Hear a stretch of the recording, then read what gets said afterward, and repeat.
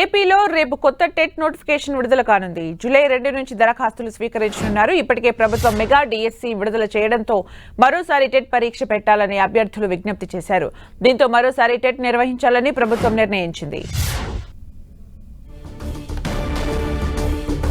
అభ్యర్థుల విజ్ఞప్తి మేరకు మరోసారి టెట్ నిర్వహించాలని నిర్ణయం తీసుకున్నారు. త్వరలోనే పరీక్ష తేదీలు ప్రకటిస్తామని ప్రభుత్వం ప్రకటించింది. జూలై 2 నుంచి ఇప్పటికే మెగా డిఎస్సి విడుదల చేసింది ప్రభుత్వం. ఇక మరిన్ని అప్డేట్స్ మా ప్రతినిధి విజయ్ చంద్రన్ అందిస్తారు. విజయ్ చంద్రన్, ఏపీ టెట్ కు రేపు విడుదల చేసేందుకు ఏపీ ప్రభుత్వం నిర్ణయించింది. ఈ మేరకు పాఠశాల విద్యాశాఖ కమిషనర్ సురేష్ కుమార్ ఒక పత్రికా ప్రకటన కూడా విడుదల చేయడం జరిగింది. జూలై 2వ తేదీ నుంచి దరఖాస్తులు స్వీకరిస్తామని చెప్పేసి ఆ పత్రికా ప్రకటనలో ఆయన స్పష్టం చేశారు.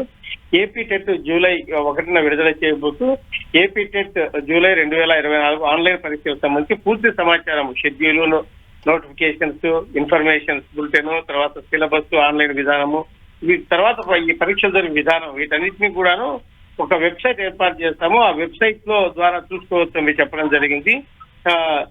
CSE.ap.gov.in అనే ఒక వెబ్సైట్ ను కూడా ఏర్పాటు చేశారు. దాంట్లో ఉంటాయి. ఇది కూడాను 2వ తేదీ నుంచి కూడా ఈ వెబ్సైట్ ను డౌన్లోడ్ చేసుకోవచ్చు అని చెప్పేసి చెప్పడం జరిగింది. ఈ సహాయ సమాచారం కోసం కమిషనర్ స్కూల్ ఎడ్యుకేషన్ నందు ఆఫీస్ నందు ఒక హెల్ప్ డెస్క్ కూడా ఏర్పాటు చేస్తామని చెప్పడం జరిగింది.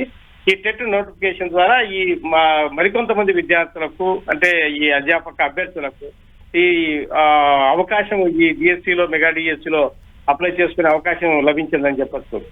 మళ్ళా అంటే ఈ మధ్య కాలంలో చాలా కాలంగా టెట్ నిర్వహించినందువల్ల తాము ఈ అవకాశాన్ని కోల్పోతున్నాం కాబట్టి తమకు మళ్ళీ ఒక కొత్తగా టెట్ నిర్వహించాలని చెప్పేసి ఏవైతే కనుక విద్యార్థులు విజ్ఞప్తి చేశారో, అంటే ట్రైన్డ్ టీచర్స్ ఎవరైతే కనుక విజ్ఞప్తి చేశారో ఆ విజ్ఞప్తి మేరకు ఈ ఏపీ టెట్ ను విడుదల చేయడం జరుగుతూ ఉంది.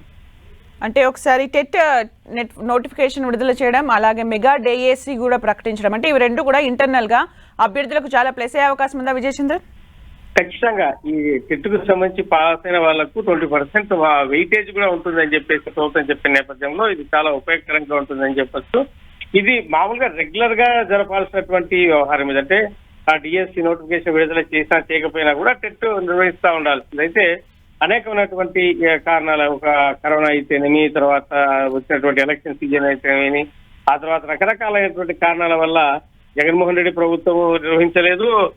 అంతకుముందు కూడా చాలా ఇబ్బందులు పడినటువంటి పరిస్థితులు ఈ విద్యార్థులు. కాబట్టి వీటన్నిటిని దృష్టిలో పెట్టుకొని ఖచ్చితంగా రెగ్యులర్ గా నిర్వహించాలా అని చెప్పేసి ఈ ట్రైన్డ్ ఈ ఉపాధ్యాయులు ఎవరైతే ఉన్నారో వారందరూ కూడా ప్రభుత్వాన్ని కోరుతున్నారు. Okay, thank you Vijay Chandran for the updates.